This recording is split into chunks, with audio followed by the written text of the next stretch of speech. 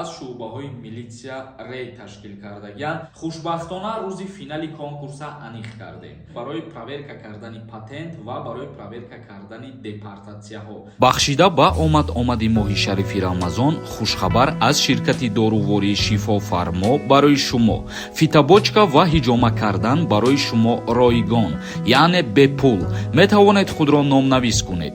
инчунин доруҳо бо нархи арзон барои зиёд кардани риш ва мӯи сар, доруҳо барои сангу намаки гурдаро нест кардан ва нест кардани простатит. ба рақамҳои рӯи экран дар тамос бошед. ассалому алайкум ба ҳама тамошобинони барномаҳои Сорбон Сафаров, барномаҳои канали Юрист TJ.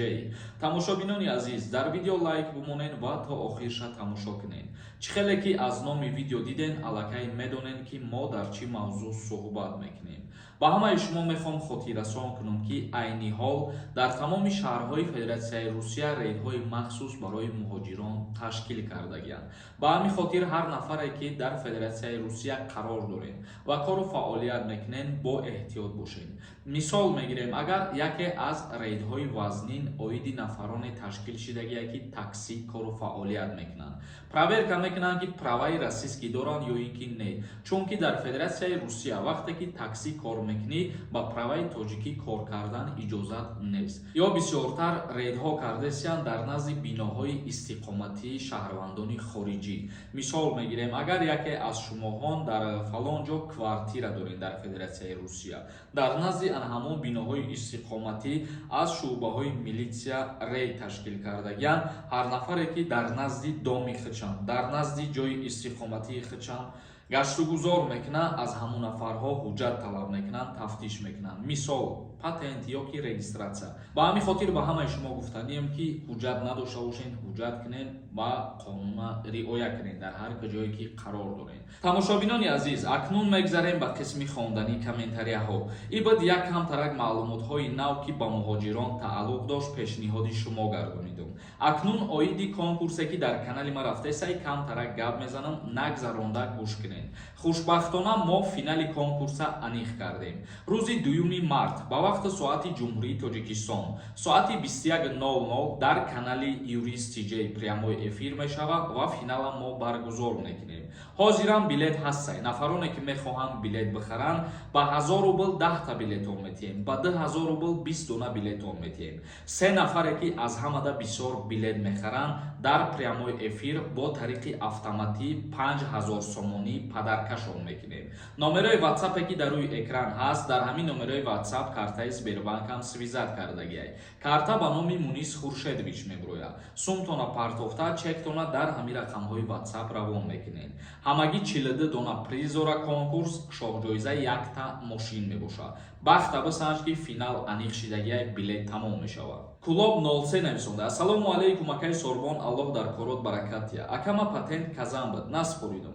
просроченный шид. метавонам граница бигзарам, айсари нав патент кунам. пешакӣ раҳмат. бале, дар ҳолате ки патентат просроченный шудагиай, граница мегзарӣ, ба айсари нав ворид мешавӣ, ҳуҷҷатҳоро бо айсар меспорӣ. хушдилон 03 нависонда: ассалому алайкум, созен хубен акай Сорбон. ман мигратсионкама учоба қати патент кардам, метавонам, ман студентам, заочно мешава патент кунам, илтимос ответ медодем, хуб мешид. пешакӣ раҳмати бе андоза. мутаассифона намешава, ба мигратсиони картаи учоба патент дастрас карда наметавонед шумо. як каси дигар нависонда: ассалому алайкум ака Созен, ака ман нависта будам, ҷавоб надодем. ака ман ду кӯдак дорам, шавҳари мара хизмат бурдагиянд, 2 моҳ шид хизмат карда истай. лекин ман ду кӯдак дорам ва ҳомиладорам, сеюмшам таваллуд мекунам. ай ҳисобе ки ЗАГС надорем, мо дар Россия хонадор шудагием. ЗАГС надорем. кӯдако ба ному фамилияи падаршон не, мат одиночка, номи ман ба шудагиянд. барои ҳамин ман чӣ кор кунам? нарафтагӣ ҷон намон, қабул намекунам. худам ҳеҷ ҷо кор намекунам. ду кӯдакам қатъи квартира шиштагим, зиндагим азоб, лекин ҳеҷ ка гӯш намекунад. барои ҳамин чӣ кор кунам? чӣ маслиҳат метиҳед? дар ҳолате ки шумо рӯзҳои наздик мисол соҳиби 3 фарзанд мешен ва кӯдакотон амат одиночка кардагиен, метавонед ки ба военни прокуратураи ҷумҳурии Тоҷикистон ки воқеъ дар шаҳри Душанбе мебошад муроҷиат кунед ва тасдиқ карда битонед ки дар ҳақиқат ҳамун шавҳари шумоед ва ҳамин фарзандо аз ҳамун нафар мебошад.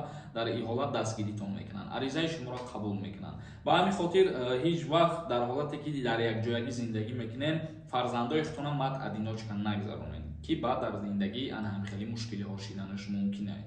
Аҳрамбек нависонда: ассалому алайкум, ака проверка кардесен ё ин ки не? Дар WhatsApp чӣ ба ҷавоб наметиҳанд?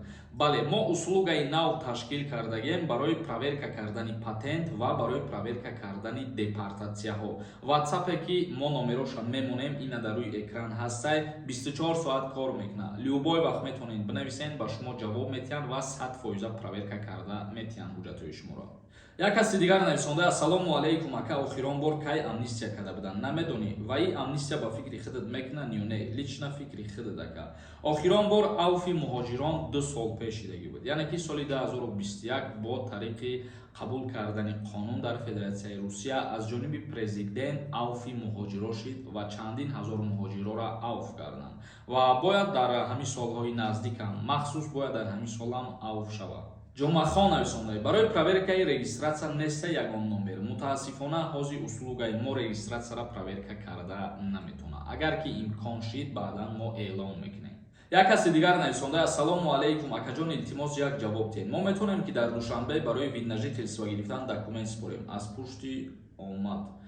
пушти омад чиро дар назар доред? Вале барои гирифтани шаҳрвандии Русия ё ки барои видножительство гирифтан аз шаҳри Душанбе бо тариқи посолства намешава озӣ. Азизов нависонда: ассалому алайкум, акаҷон, ман 2000 партофтам, билет надодам. касое ки ай конкурс билет харидагиен, WhatsApp 24 соат гиронад, бехавотир бошед, билетҳои ҳамаи шуморо равон мекунанд, беташвиш бошед. Ёвон Сити нависонда: ассалому алайкум, акаи Сорбон, блогери узбек, мега ман хат навистам, мега ҳоли патента 3 сола мекунанд. Рост боша ё дурӯғ?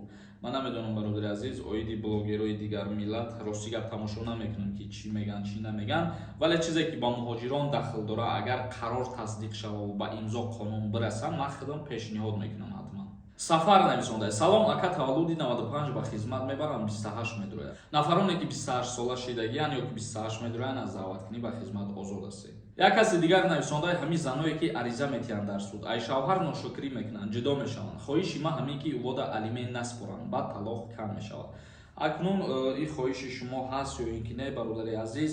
мутобиқи қонунгузории ҷумҳурии Тоҷикистон, мутобиқи кодекси оила, баъди бекор кардани акди никоҳ, вақте ки фарзанд боша, агар аз ҷониби падар, бояд ҳатман алимент ситонида шавад. Тамошобинони азиз, ба ҳамин видеои имрӯзара ҷамъбаст мекунем то барномаҳои оянда. Худованд ҳамаи мо шуморо нигаҳбон бошад. renderforest.com